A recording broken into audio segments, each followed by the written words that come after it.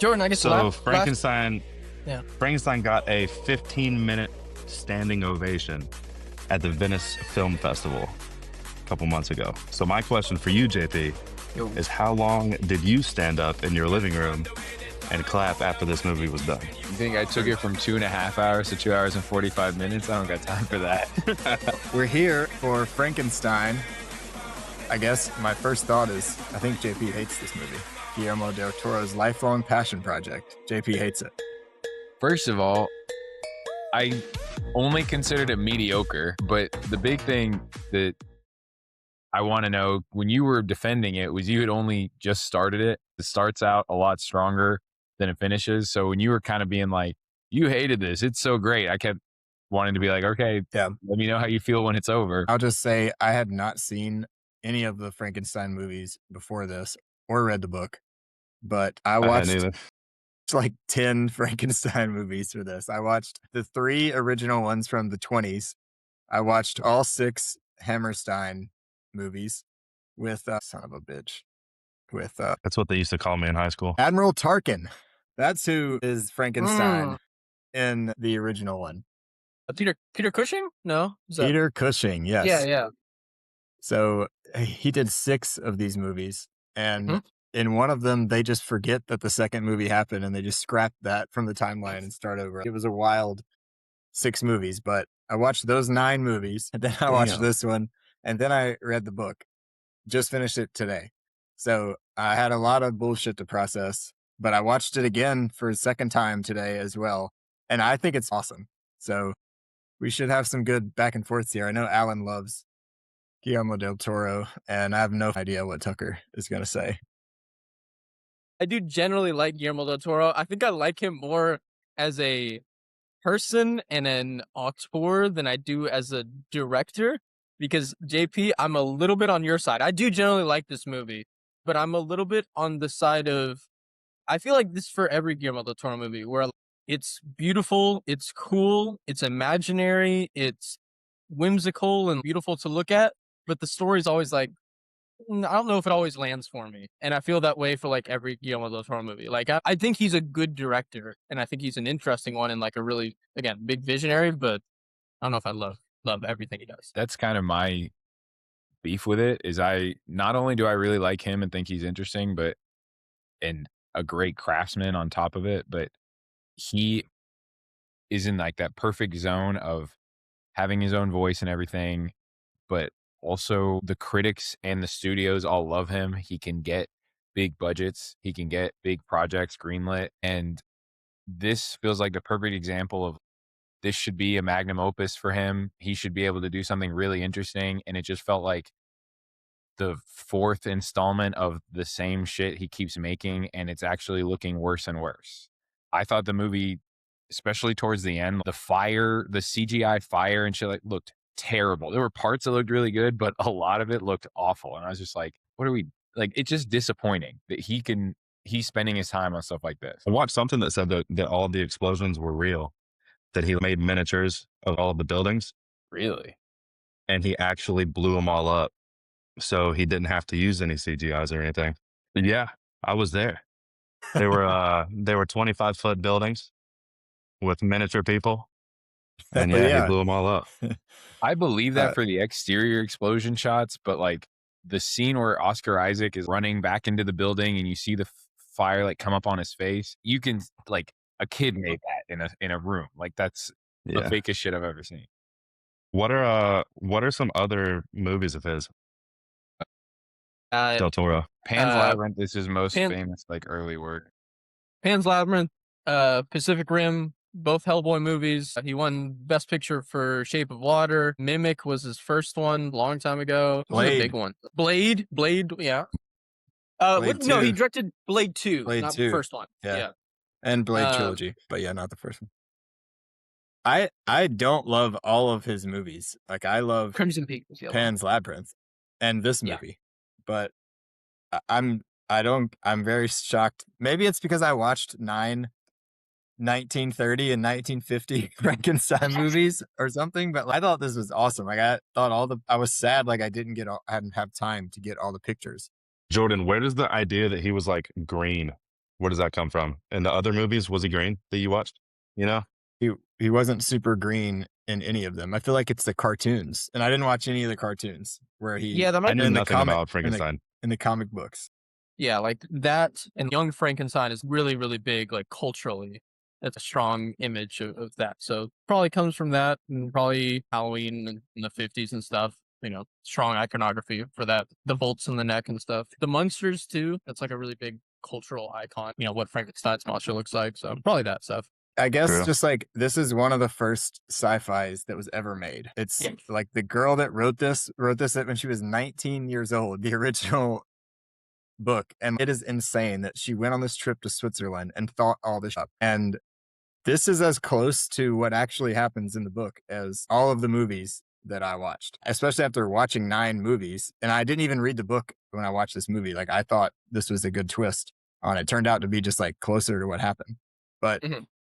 opening in this Arctic world, I thought was awesome. And I love like the costume of the monster as he's approaching. You see this like crazy veil over him. I was super excited at the beginning of this. I agree about the beginning. I think all the ice and when they found him and he's like pushing the ship and all the ship stuff looked really cool and was like a good introduction. And when the original flashback, when it goes back to his house, Victor Frankenstein's house and his childhood, I thought that was when it looked really good. There were parts that you saw the crafts work that you expect from Guillermo del Toro, but so I agree with you on that. I think it started out strong. All right, you don't like the pictures. You don't like the miniatures that Tucker blew up. Like, let's move past the pictures. You're talking shit about the story. What's wrong with the story? It's interesting your path, the way you're describing it, of watching a bunch of old ones and then watching this movie and then reading the book and then rewatching it. It's true to the book, but its ideas are a little less on the nose.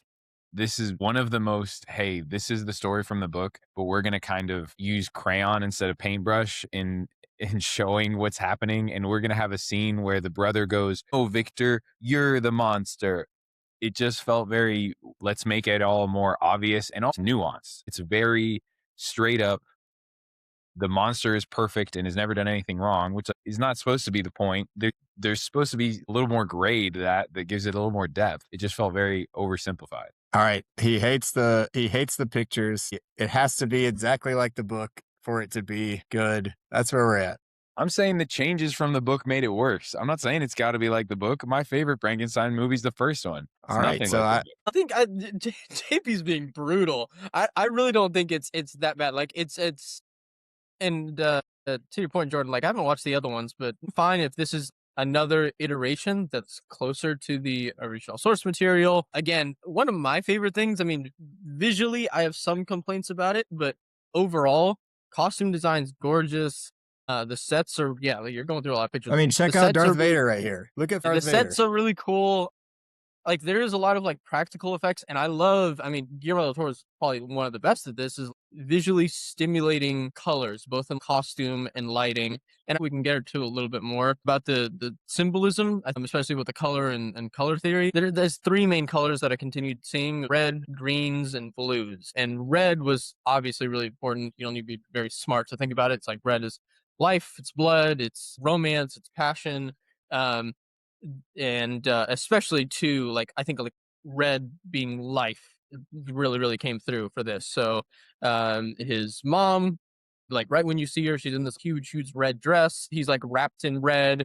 The visual that he keeps thinking of, this like, I don't know, saint or something, is all covered in red. To me, yeah, I love that scene too. Visually, again, I think there's some things that I don't love about the cinematography, but in terms of the color and the strong visuals, there's a lot of shots that stuck in my mind. So I don't think it's using crayons as much. I think it's pretty brutal, but I understand at parts it's a bit simplistic, especially with the writing. It seems a little bit too simple. But going back to the red that I was thinking of, to me, that red symbolized vitality, life, and especially motherhood or paternal, something like that. So you saw the mom was drenched in red at the very beginning, and then Victor Frankenstein always has a little bit of red in his coloring. He has an ascot. He has the red gloves a lot of the time. He has the red blankets on top of him. That was like, He's looking into a red mirror at one point. I remember that too. yeah. So to me, that's like him trying to capture what life and obviously bringing back life is.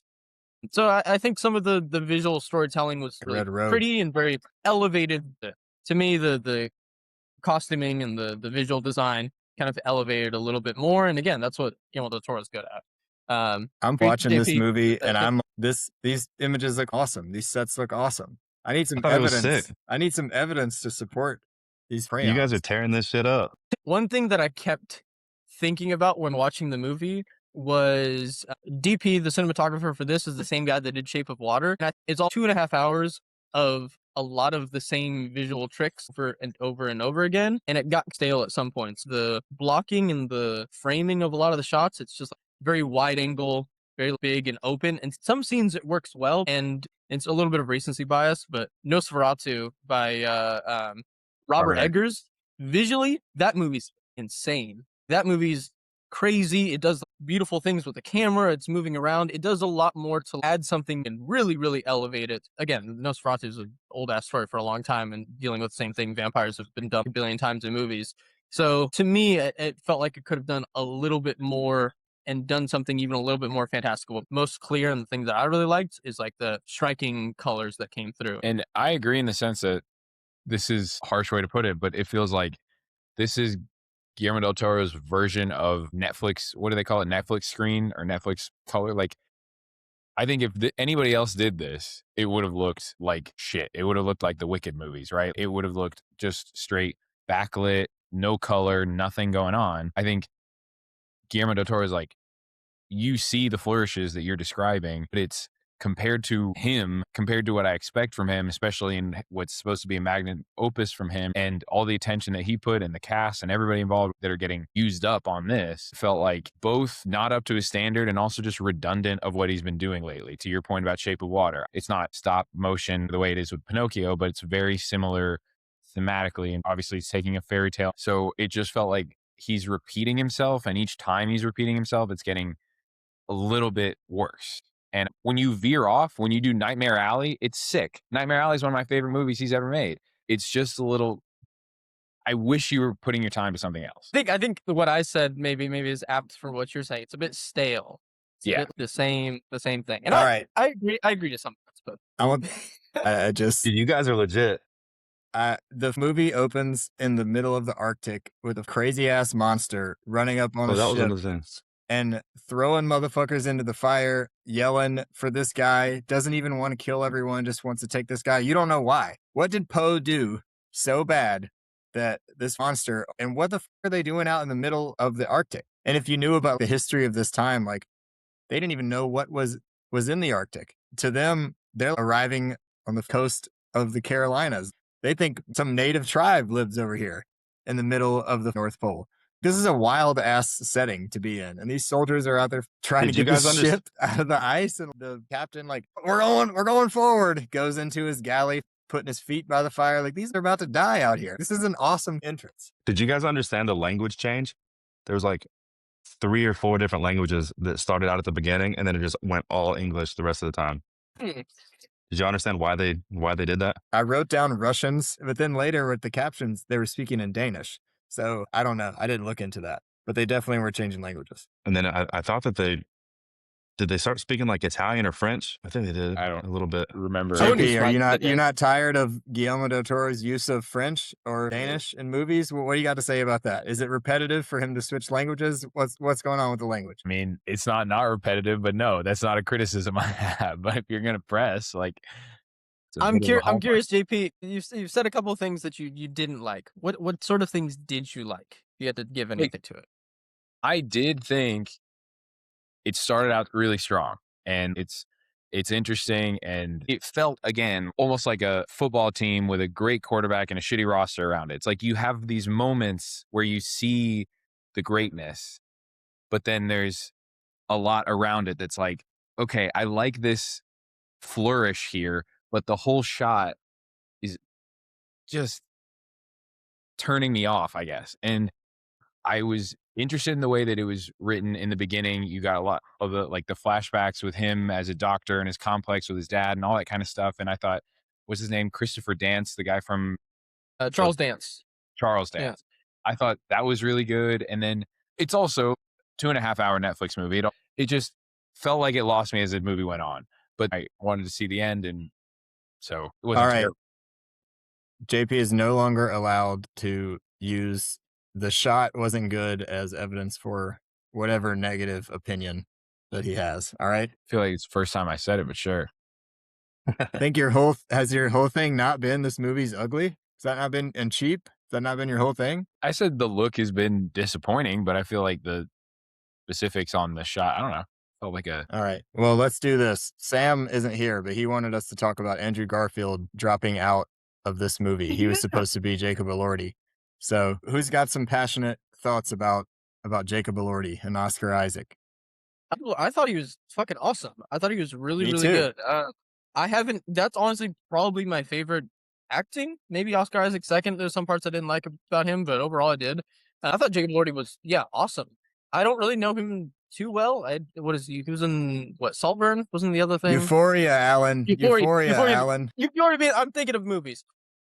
To me, I just know him as like pretty boy Hollywood tall, but like, this is a very different role. Obviously, you kind of see the monster change throughout the course of the movie. Obviously, he starts as almost like a baby, just interacting with the world for the first time and only saying literally one word, and then growing more and more. And you could see even I really like visually how he looks. So a lot of the other Latour movies, there's always a long, gangly, disgusting monster. Like in The Shape of the Water, it's the Fishman, and Hellboy, it's Abe, and Pan's Labyrinth, it's fucking the guy with the eyes. And I think Jacob Elordi did that really, really well because he's tall and long and gangly, and he fits that. And even in both in like his acting and his mannerisms, as well as like his speech pattern and stuff.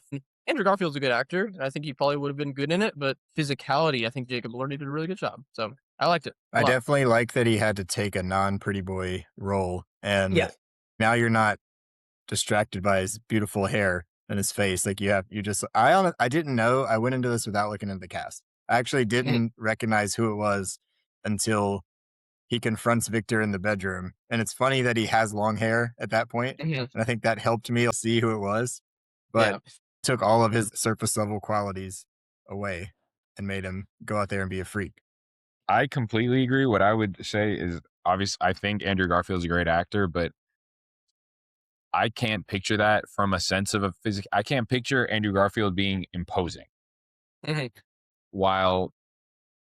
I think that's why it's good casting for Jacob Elordi. Just because of his size, you can make him look a little freaky, and then we spend the rest of the movie kind of being like, oh no, he's innocent, he's good, and like Elordi can use his natural sort of charm and effervescence to overcome the gangliness, I guess. But I just can't picture Andrew Garfield coming from that starting point of being like, I'm afraid, or this person might hurt people. So I actually think that's a great change. Also, it just works that he looks so much younger. I mean, they're like 15 years apart. Andrew Garfield's about the same age as Oscar Isaac. You don't want it to be a father-son thing. Obviously, it's going for a father-son thing. I don't know that Sam thinks Garfield would be better, but he's totally biased by anything related to Spider-Man. He thinks is the greatest thing on earth. So that's probably where he was going to go.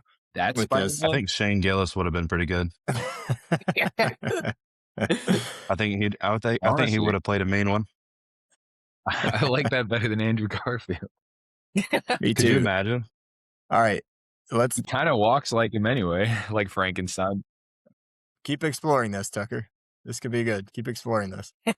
The backstory here, his father is abusive, doesn't care about his mom at all. He calls him a tyrant. He only married my mom for convenience. He hates me because he sees me and my mom as the same. And he let his mom die. Do we think that? Mom dies in childbirth, and he's like, he's the best doctor in the world. And his dad says, I did everything to save her. But after she's dead, he's the happiest guy around. He's jumping around, playing with his new kid. And usually when the mom dies in childbirth, the father doesn't like the child anymore because it like killed their wife.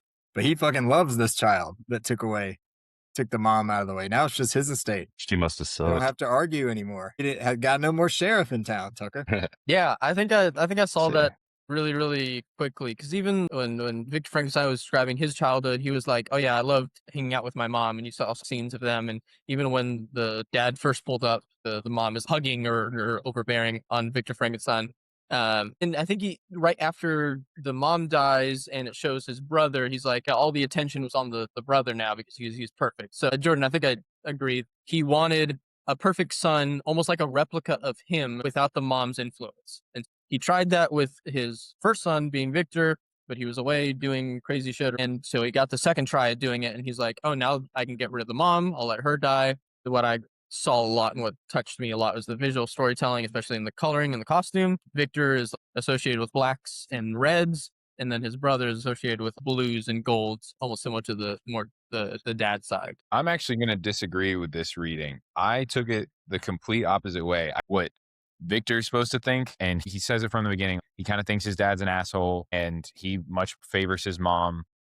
And he blames his dad. To Jordan's point, you're supposed to be so great. You could have done it. But then also, I think it doesn't track with he hates this Victor and he wishes he would go away. And all the attention he puts to making him a great doctor. Obviously, Victor does become a great doctor. And I think we're meant to believe that the dad puts a lot of pride in being a good doctor, and for him to want to share that with his son and put all that effort. He wouldn't do that if he just wanted Victor to fuck off the way that Victor felt that his dad wanted him to. He said, and I quote, "You bear my name, therefore my reputation." So I don't think that was some benevolent act of him making sure that he's riding his ass, learning every beat of the heart. He definitely cares somewhat about saving people because he says, 1 second you forget a fact, the person can die. I mean, he is a doctor himself. Yeah. Also, in the book, he gets along with his father. Great. Says he had the happiest childhood that anyone could ever have. That's completely opposite from where Del Toro went to this one. In most of the movies, they have a good relationship. This Yeah, was, he got whipped in the face. yeah. JP, the child abuse lover up here. Yeah. I think that's the headline Big that we're time. taking from this. But look at this photo right here. This is him on the left in the original movie. Well put together, thoughtful guy. He's a maniac in this one. Yeah, but maybe it's ironic or connected to your Game of Thrones, because that's very much the idea with Game of Thrones, is that he has two sons, the dad does. One is the son is the person he wants to be or wants himself to be, and one is the one that he is. I feel like the brother is kind of lame. I feel like if both of them grew up and had their dad and whatever, the dad would rather go get a beer with Victor. You're saying the probably brother relate is more to lame? Vic- Of course he's lame. His fiance wants to leave Yeah, him for that's his my other point. brother.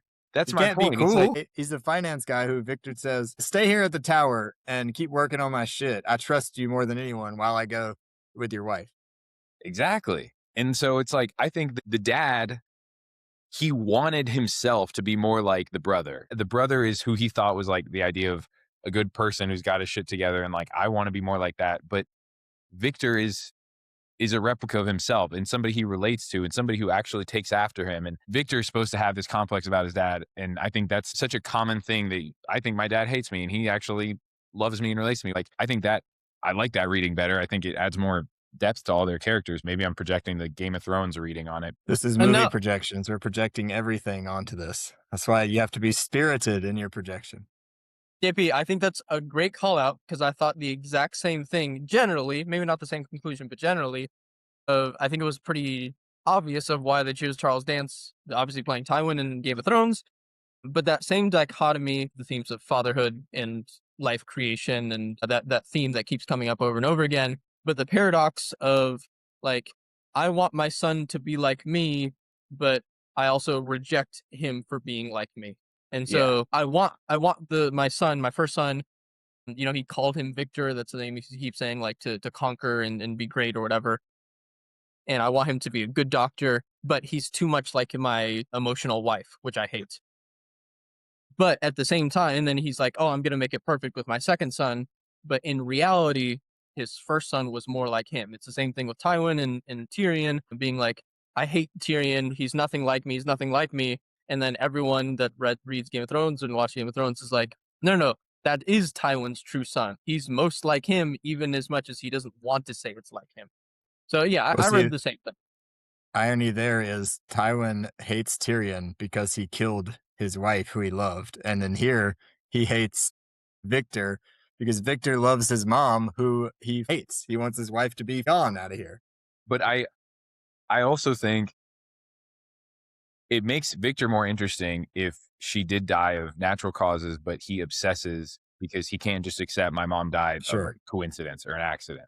Sure. And that's clearly like the catalyzing event of his life, that's why he's obsessed with reanimation and everything else. And it's all just because, like, sorry, dude, your mom died. Like, it's the 1800s. Everybody's mom dies at that age. Like, that sucks, but it wasn't some grand scheme and grand conspiracy. Well, so he also, I was about to go into Elizabeth, but we're going to talk about Elizabeth a lot. I got a lot of pictures of Elizabeth on here, but me go. Yeah, it's cool. Since JP's calling out his conviction, let's go to the Dark Angel. I thought this was fantastic. He gets a vision, and he's told in the middle of the night that you're gonna. Yeah, I'm ready for y'all to break this one down because I didn't understand this at all. I'm still mulling over it. I think I have an idea, but I do not have some. I want to hear JP talk about how much it sucks. I don't. This thing comes to him in his dream, and it's like, dude, you're gonna create life eternal. It's your destiny to do this. And I thought the Dark Angel was sick. He's got a fucking statue of it next to his bed in the tower. And he looks at it like, you fucking lied to me, when he thinks the monster isn't brought to life. I mean, I'll say that's all the stuff with that statue and whatever is every time we had those cuts, it was like, oh yeah, Guillermo's back in his bag. It felt like I'm watching some of the stuff that made me fall in love with him. Like, this was him kind of bringing his flair to, again, what I think, if it wasn't for him, this would have been like shitty Netflix movie number 100 of the year. I agree. I think it was pretty sick. He's an Apple shareholder. I think that's what we've determined today. Just say it was on Netflix, and that's why it sucks. All right, we're doing Elizabeth now. I think any movie lover can say that Netflix sucks after they just ruined the industry and said, we don't fuck with going to the theater. People just want to watch movies on their phones. My son's a filmmaker, and he watched Lawrence of Arabia on his iPhone. It's the same thing. It's like, it's a crazy quote by that guy. Christoph Waltz. Christoph Waltz. He's the financier of. We didn't even talk about the scene where Victor is displaying the half body to the crowd of academia. That was incredible. I love. He goes in That there. was really good. That was cool. And in the book, like, they talk about the narrow minds of academia, like not being a golden glove, being into this. And then Christoph Waltz comes up. He's like, what I'm going to show you is extraordinary, yada, yada. I don't think he's told him like he wants him to make make the monster yet. But then he's like, I introduce you to my niece. She shows up, and he makes his money selling arms. Well, ammo, but also arms. But of course, he's got this rich niece who has benefited, monetarily and from stature from this war salesman. But she's got all these thoughts on, why the war is evil. She's a privileged white lady. Yes. And then we get to see her, and then Christoph Waltz gets up and takes Finance Boy out back and leaves him alone in there to debate all this stuff. Like, I was into all of these Elizabeth scenes, and they have this argument. She makes fun of him for being loud, and he's like, did I not articulate my ideas well enough? She's like, well, I heard him. I definitely heard him. And then we get a confession scene. This was a lot of original stuff here, because Elizabeth in the book is his cousin, and she doesn't court his brother. But this scene right here with the confession, she saw him. Did y'all know that the first time that she was playing with him in the scene? I thought that he tricked her, but when he opens the door right here, she waves at him first. She knew that was him the entire time. If I could have feminist corner for a second, obviously this book is written by a woman, and a big aspect of it is how men have the jealousy of women that we can't create life, only they can. And I think some of the fact that the Elizabeth character is the only good character who doesn't hurt anyone the whole movie. I mean, in this retelling, she's at least cheating on a fiance, but otherwise she's a good person who's not hurting anyone any other way, and she's just victimized by basically everyone involved. But I think more importantly, I think one of the things that adds to this theme that was already in the book is the fact that he grew up and closer to his mom and had this resentment to his dad. And like, there's that jealousy that all of these men are having of the mother because she can create life and they can't. And I think that Elizabeth exists throughout the movie as a kind of stand-in for that, even though she's not bearing children. She Everybody's jealous of her and wants what she's capable of, and none of them are. It drives them crazy. Yeah, everyone's very controlling over her. Even Christoph Waltz character is like, "I'll give you my daughter. Like that's what you want. You can take it." Again, visually storytelling. Elizabeth has a lot of different colors throughout the movie, but she always has almost always has a little bit of red on her, and that red necklace you see a lot. And so that red, at least to me, probably symbolizes like life and the ability to give life. And Victor tries to imitate that in his color by always having some sort of red on him, either the red blanket or the red gloves or the red scarf, but it's only an imitation of what a woman can do. And JP, like I think you hit it pretty directly. Everyone's trying to imitate something that they can't actually do. They're playing God, motherhood, they're playing something, and that's perverse. And obviously the mayhem ensues and they get their comeuppance at the end. Elizabeth saying, "You guys are all talk. You have these brash ideas, but they don't actually lead anything. They don't actually mean anything."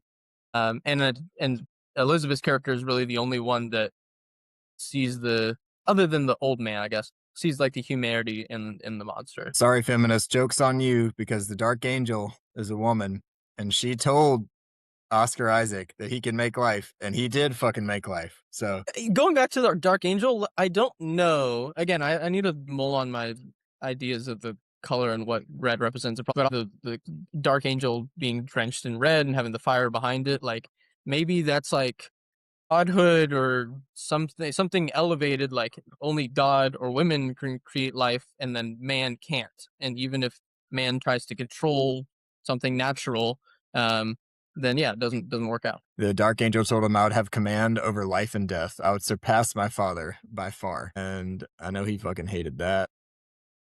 Christoph Waltz, one of the good quotes. He comes home from honestly, like, that's what I love to do. I love to go somewhere, cause a big ass stir and argue with someone and piss them off. Don't really care if I change their mind and go home feeling great. And that's what Victor did. And Christoph Waltz is like, did you succeed today?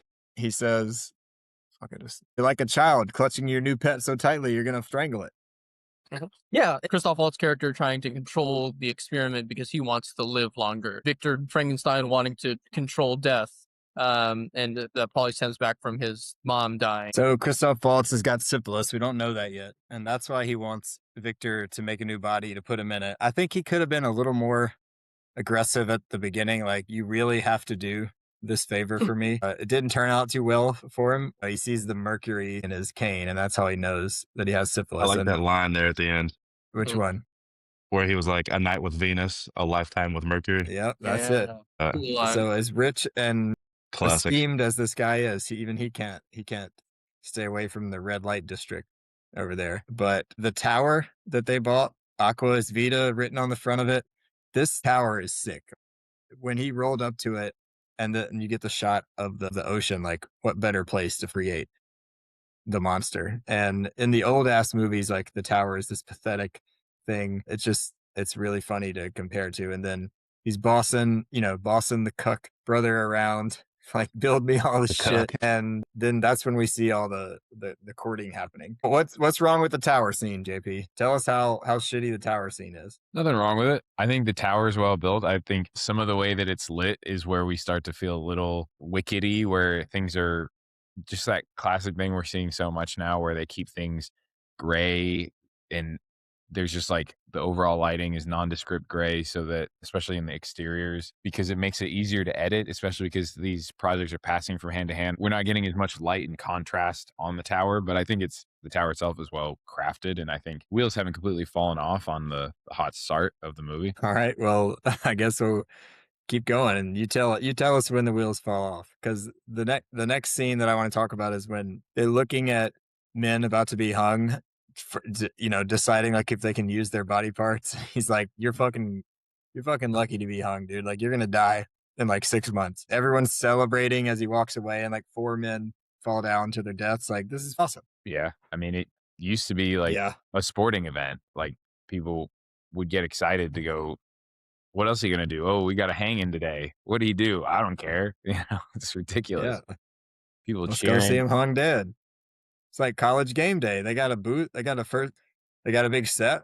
Everyone's gathered around cheering. tailgate. You think they're taking bets on who's going to get away? I guess they've already been sentenced at this point. They got Yeah. Who they lasts got the 2 longest? pieces of That's what they're gonna cabbage say. at home. They got 2 heads of cabbage. They use 1 to throw at the person as they're dying. So he's researching or whatever. He had told him, like, I got unlimited resources, but we find out the war is coming to an end. And he's like, we got to get the shit figured out right now, or history is going to pass us by. That's what he says. And the shot of the battlefield starts with this frozen horse and his rider on top of him, frozen in mid stance. Like, another great picture. Looked really great on screen. I'd like JP to tell me how that was bad. I didn't think Not it was impressive. great as All you right. did. Me, I think stale is an appropriate term to use because it's either the framing or the wide angle lens or whatever they're doing. That's like almost the same shot over and over and over again. And sometimes that can be it. Like, to me, a movie needs to be somewhat varied in its visuals in order to be good. So let's use like Michael Bay for example. Like, every shot is crazy. There's parallax going on, and it's almost like visually too much, and that's my complaint of Michael Bay, but in general. But to me, this film being a long runtime of 2.5 hours, a lot of the framing and the wide lenses, it's almost like every single shot is built like that. And sometimes it looks very visually beautiful. The one that sticks out in my mind is after the monster is born and the brother and Mia Goth's character comes back, and then Victor like takes him and his brother like walk around the tower, and it's a wide angle, so the tower looks really huge next to them, and so like visually that's like really beautiful. And there's some shots, especially in the ice, that's like really dynamic, but then there's other shots of just 2 people talking, and it's like really light and stuff, and I don't like it as much. So that shot just becomes stale over and over again. But I do agree, the battlefield thing, it looks really beautiful and really distinct. I just wish those types of shots and framing were used more for specific cases instead of just most of the film. So right after right after the Venus One Night with Venus, Lifetime with Mercury line, that's when they go upstairs to Storm starts to try to create the monster. And even as he is like out to die, and it's just him and Victor in this tower, and he's trying to convince him, like, you gotta save me. You gotta put me in this monster. Nothing else matters.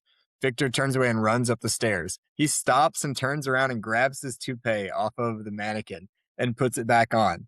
So he can just like, that's so much part of his identity is, I am this esteemed person. But it's ironic that he's doing that. And he also is like, I'm going into this monstrous body. That reminded me of, the memes of every time a hefty guy, he'll fix his shirt to cover his belly before he'll do anything. Like, that's what I was thinking of. Yeah, but will he do that as his one way of living is running away from him? And like, he's got to solve that problem right now. The hefty The guys I last know, honey bun in the world is running away. I think he just doesn't worry about the shirt.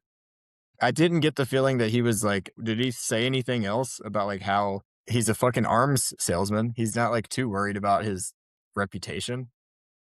Did he say anything vain earlier in the movie? he's a chew it up and spit it out. Like, this guy, clearly he makes a lot of money doing something that's not very ethical, and he's pissed the fuck off that the war is ending, right? And then obviously it's not a coincidence that they could have given him cancer, right? The reason it's syphilis is, again, because he's just boozing and enjoying his life and not paying any attention to consequences. So I think he's very like sensory pleasure, if not vain. This motherfucker climbs up in this. I think the lightning storm struck at that exact moment as part of this dark angel. Like, it was all destined connection. The very second that he needed to bring the monster to life ahead of Christoph Waltz, like, this huge storm comes. He climbs up to the top. Only an insane person would climb up to the top of that tower in the middle of this storm. Kind of thought about thinking about the tower in general. One detail I literally thought about now. The electrical thing that he puts on top of the tower and it opens up. Like, this is what Guillermo del Toro is good at, is visual storytelling. To me, just thinking about that now, there's probably a similarity or symbolism of womanhood and like opening up legs and stuff. So like that rod or whatever, it could have just been like a simple rod that attracts lightning, but it literally opens up and something goes into it and then something comes out, life comes out of it. So I think that's probably his visual storytelling. It's, elevating it again, but it adds to the idea that like Victor, he's trying to create life on his own, but you can't. Life is created between, I feel like an evangelist, a man and a woman. But like again, he's trying to do this on his own because he's so vain. He thinks he can do it, and he's trying to imitate what actual procreation is. That womanhood, that soft side, that beautiful motherhood. Like he got it from his mom because he was around her, but he doesn't have it within him. It's not his nature, but he tries to imitate it the whole time. Which is why Got it from his mama, Tucker. Which is why the life he creates is a farce. It's a monster. It's this bastardization, this unholy thing. Yeah, and it's self-fulfilling prophecy. Unholy to a bunch of losers like you who only see him on the surface. This guy's incredible. This dude goes out into the woods by himself and learns how to speak and read from watching people, has a blind man teach him everything. Then he reads Paradise Lost and the Bible. And then he shows up. That blind guy, he was from Game of Thrones, right? Yeah, he was Walder Frey. Yeah. Is that who it is? Yeah. But to your point, again, it's all source material. So Guillermo del Toro is not writing a new opera. It's self-fulfilling. Finding this blind guy is such a cool thing that's reused in all of the movies and in the original story.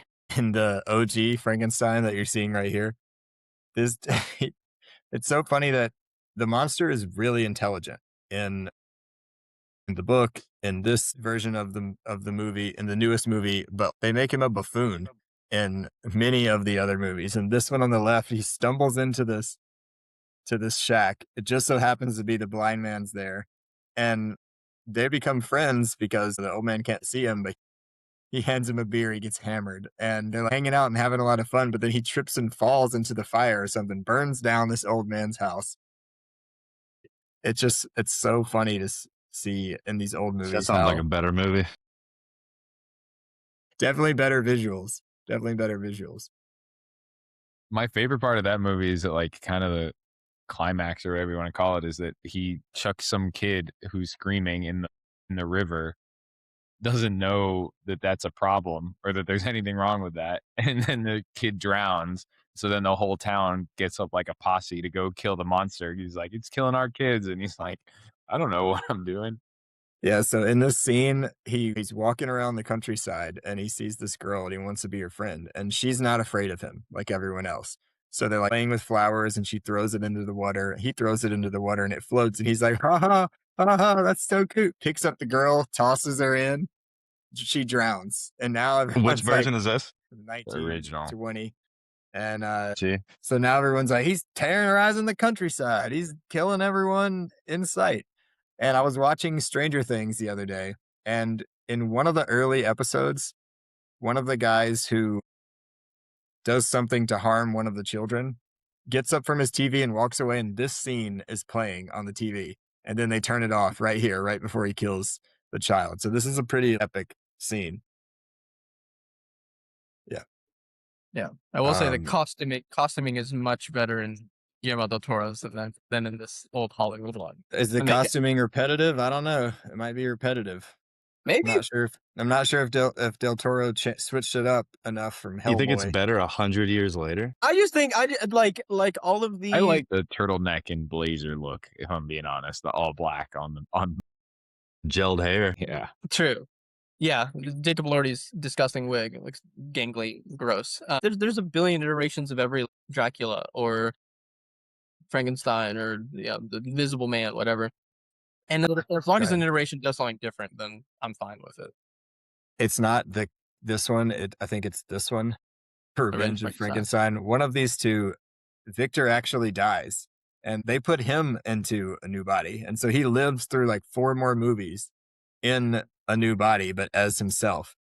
And they even That's crazy. scrapped that in the 3rd movie. They just pretended that didn't happen, made a whole new movie that took place after the first one. Then they were like, "This is horrible. We're going back." So the 4th one is actually number 3. It's a mess. It really confused me when I was watching it. But since we got all these feminists on here, we need to talk about Frankenstein created woman for sure. This movie was horrible for the first half. I mean, it was so bad. But then it really took off on the second half. There's this girl who she's got a huge scar on her face and she ends up dying. They put her in this body, but she's got the brain of her lover. And the lover wants revenge on all of the guys who killed him. So she honeypots them all and kills them all with this cleaver. So yeah, fantastic. That's crazy. That's like a Frankenstein feminist slasher garbage shit. Yes, That's what it sounds like. but it's great. And that's why many liberties have been taken in all of these versions of the Frankenstein movies. Like this one was for sure as close. Look at that cleavage. That's pretty good cleavage for 1959, don't you think, Tucker? Those are solid C's. Yeah. C's. Damn. Shit, if not D's. All right. Have the wheels fallen off yet, JP? So, I mean, he's down there talking to him in the sewers. He can't sleep anymore. He's like, I never thought about what I would do after creation. That is true to the book. And he gives up on him. Cars. Okay, explain that to me. It's a Dark Knight quote when the Joker's like, "I'm just a dog chasing cars. I wouldn't know what to do with one if I caught it." Okay. Well, he could have saved his war salesman, I guess, but he didn't. Decides to blow up the castle. And the brother asks him, "What's the lifespan? What do you think the lifespan is?" He's like, "Brief, very brief. I'm sure of it." As he's about to murder him as they walk away. I liked the explosion scene. I liked him getting thrown across the yard, and now he's deformed, loses his leg.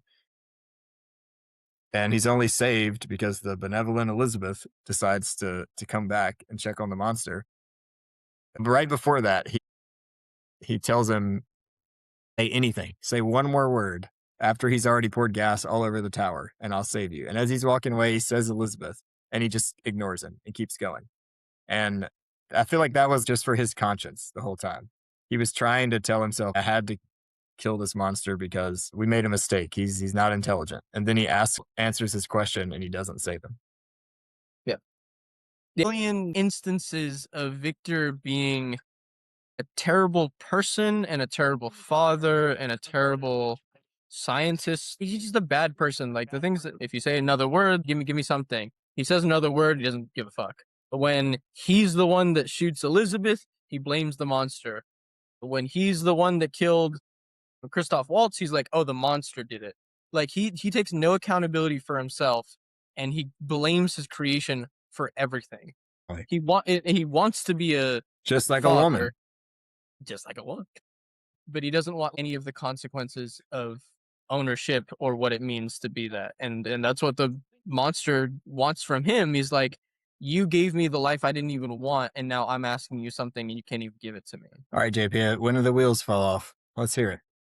Here, I would say, if they haven't already. So yeah, everything from the explosion of the tower afterwards, you're like, Yeah, I don't know. Things start to drag. You're not into fucking Wolverine Frankenstein? Getting buckshot and waking up, he's like, "It was darkness and then merciless life returned." I thought the writing in this was fantastic. I have 100 quotes that really made me feel something. But that's another line that speaks to when you say he's not unholy, he's sick. It's like, no, but this life is suffering for the monster. This is not how life is supposed to be. No. Sorry. Let's go back. The line that I just said is the monster after he gets shot outside of the cabin. Yeah, but that's my point is that the life that Victor creates is a corrupt life. It's suffering for the monster, and he has no companion and at the end. I think Yeah, but that's Victor's fault. That's not the monster's fault. sure, the whole idea is that you were pushing back on it's an unholy life. It is unholy because men aren't supposed to create life on our own. Like, and God. we're just trying to go past our own powers. Anytime, I think this is a very common theme throughout storytelling and folklore. Just stick to what you can do. Don't try to go past it. Yeah, that's the whole theme of Mary Shelley. Literally, like, invented what is it? Romanticism is the big thing that created afterwards, after Frankenstein came out, and this was at the turn of the Enlightenment. And so again, science took us so far, and science developed things really really rapidly, and then all of a sudden, these creators like Mary Shelley, and I can't name other ones, but they started to say, oh, whoa, what are the limitations of this science? Can we just keep doing this forever? Is what we're doing right? Yeah, what are the consequences of our actions? Can we just like keep playing God? And obviously the answer to that is no. There are some things that are natural and should be natural, and the more you do unnatural things, consequences may happen, and those are your fault. JP, you visually hate this? This is gorgeous. I know I did write down that the CGI on the batteries wasn't good. That is in my notes. But what's he talking about? Dude, there was no CGI. He's Yeah, hammered. I don't know what you're talking about. the There's CGI zero on CGI. CGI on the fire. I didn't like the CGI wolves. The CGI deer was kind of weird. There's a couple weird inconsistencies, but again, the visuals are generally very But cool. I love the this tower. picture is a great example of like I think they did a great job crafting this tower, but the photo there, it's all one color. We have moments of flourish with color, which again is I think Guillermo del Toro's craftsmanship poking through. But again, the Netflix bullshit of like it's all the same color on my screen, and that's because it's easier to edit when you're just passing things along over and over again. And if this movie came out 40 years ago, there'd be some contrast, and we'd see some light against dark, and not just different shades of the same color, and just different shades of gray and different shades of light. That's fair a little bit, JP. I'll push back on a little bit. To me, it's like not just contrast of color. My mind kept going to Nosferatu, that released last year, and that movie is mainly gray and mainly black, and that movie looks visually awesome because they do things with the camera. But I agree, Guillermo del Toro, make it more dynamic in parts that need to be dynamic, not just all saturated, all one color. Because again, 2.5 hour runtime, it gets a little bit stiff. Look how horrible that was. That was really bad. I hated that. Brutal. I hated watching that. I do love when he picks Christoph Waltz up, like the back of his head is just like gone. Brutal. There is light when there's supposed to be light. Look right here. She's sitting in the light. Fucking Playing the backlit. Thank you for this. Why is the light coming in from the back? 100 years of making movies, lights used to come in from where they're supposed to come in. They don't come unholy from the back. monster. So all you get is shade. Dark movie. All you get is shade now. It looks It's like a dark shit. movie. Of course, the guy who Wicked was his favorite movie last year is going to keep lecturing me on lighting. Get the fuck out Wicked of was here, my man. favorite movie last year. You were cranking it up last year. You were obsessed with it. Look, he can't take it. He's running away. He's literally running away. Yeah, I'm not getting a Jordan, new beer. This is what I've been looking for this whole hour and a half, JP. There you go. JP does look like Victor. Look at the painting behind him. It's going crazy. I do think this movie could have used an editor. A lot of this stuff, we spent a lot of time with him in the woods observing. We spent a lot of time with the back and forth and checking in on the monster when he's chained in the basement. And you started to lose me. Dude, it was long as fuck. I watched it 2 times in the last week. And for 5 hours, all I was saying was, man, I wish Sydney Sweeney was in this. I do agree. I think it could have been cut down. It's a bit egregious and a bit pacing was a little bit weird at some points. I think part 1 does pretty well. And I do like Jacob Elordi's parts mostly as the monster, but I think that can be definitely cut down. And JP, I agree, especially going back to the ship. That could just be introduced at the very beginning, maybe once in the middle, and then once at the end. That's what's so great about Netflix is you drop down to the playback speed and you hit 1.5. It's crazy. I don't think that the movie was worth 2.5 hours. I think it could have been an hour and a half, maybe 2. But yeah, I mean, you sit down and watch like a 3-hour movie. I mean, you're talking like Braveheart, something that's gonna change your life. I love great. I liked when the old man is like, "You're my friend," and he's dying after the wolves attack him. The wolf scene was pretty dope. And then his sons come in, and they're obviously is this guy traveling with a bunch of wolves and like attacked? There's a bunch of dead Yeah. wolves. Yeah. Maybe investigate the Yeah. scenario. He's the That was leader of my the wolves. reaction. And then this guy is just like, "You're my friend." And the old man's like, "I killed someone. I've been atoning for it ever since." And 20 seconds later, the monster has to rip the face open of the guy's son because he just barges at him Yeah. with a fucking sword. He's simple. The creature is simple. So he's Well, simple it's not minded. his fault that the fucking son charged him, but I'm just like, damn, that really sucks for the old man. Yeah. He just gets savagely eaten by a bunch of wolves, and now his son's face gets ripped in half and didn't have to. Yeah. That's one thing of Guillermo del Toro, and just some of his movies, they don't hit as emotionally as hard as other directors. Like other directors can really sew the needle really well. And that was the closest that I got in this movie that was like a little bit heartfelt, was that connection between the old man and the monster. I thought that was really sweet and really well done. And that goes to Jacob Elordi's acting. I like that visual motif of like the old man like caressing the head of the granddaughter or whatever, and then he does the same thing because he wants that human connection. That's the closest human connection that I wanted. There was a lot of anger in the movie, but I wanted a little bit more of that human connection. For the record, Challengers was the best movie last year, not Wicked. Damn. And Saltburn wasn't too far behind, maybe like fifth as well. Better acting from a Jacob Elordi in Saltburn or this? What was more impressive? I think Saltburn, he's the beautiful guy who everyone wants to be friends with. I don't necessarily think that was a super difficult task for him to do. So I guess I would just go with this for stepping out of your lane. But what about the ending? He's chasing this guy through the Arctic. It looked like Tatooine. And then the monster shows up and he goes into his tent. The northern lights are there. I thought that was a really cool, like, picture change going on. But the monster still feels pain, even though he's Wolverine. And he just walks up to this tent, puts his hand right into the shotgun, takes it to the face. And then I did really like when he's dragging him through the snow. He's like, "You put your faith in this dynamite? All right, like blow me up. It better work or I'm coming to get your ass."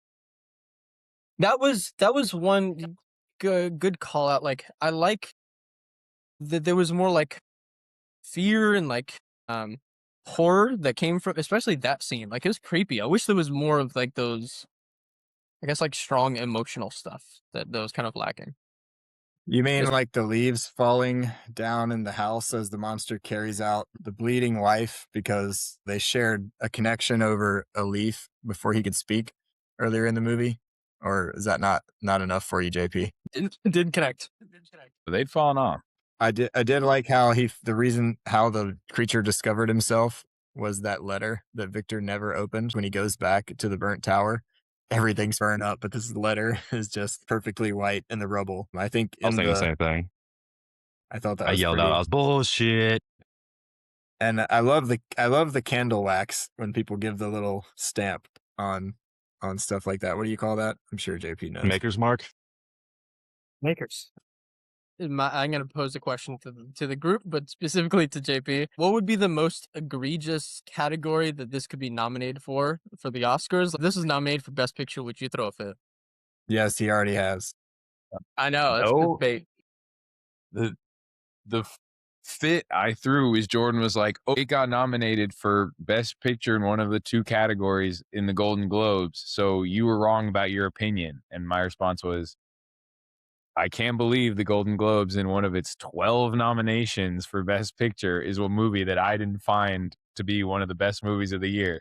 But probably Best Editing, because we just all of y'all have been defending the movie to me, but we all agreed that it could have used an editor. I think that would be one of the more egregious ones. It was well acted, so I wouldn't take issue if anybody got an acting nom, especially Oscar Isaac and Jacob Elordi, like their esteem in the Academy. So Best I Director. don't remember any great music. Was there any music? Yeah, I try to think about that too. The flourishes, the one I remember is when the creature is finally accepted by the old man and he's sitting on the roof and reading. I remember the sunset was going and this really beautiful melody playing. Those are the only times that I remember the music kind of standing out. But other than that, not really.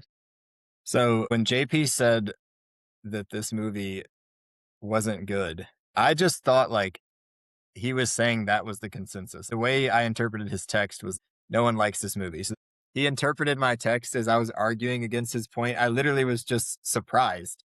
And I'm like, this was nominated. And it took him half a second to be combative over text, but it took him 47 minutes to get riled up on here. So maybe I should text him next time we start.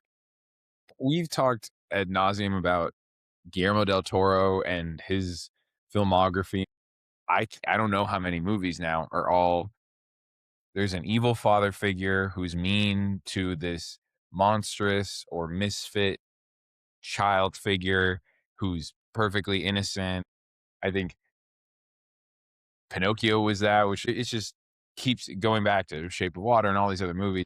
So Shape of Water, you could refer to as it's a Frankenstein story. That's what people called it in 2017 when it came out as a Frankenstein story.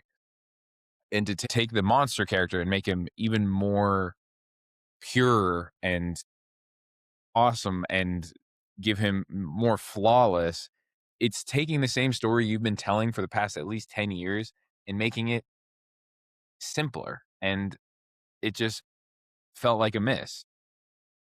Why is Christian Bale on the screen? Gore, This is Gore the what I- God Butcher on here. This is what I thought of when I first saw the monster on screen, the God Butcher. Yep. As the more I grow older, I'm like, did this movie have 2 or 3 good things that I liked? Okay, then that's a pretty good movie because movies are hard to make. Is it Pan's Labyrinth level? Hell no. And I referenced Nosferatu like 15 times, but Nosferatu was like crazy, like so good to me.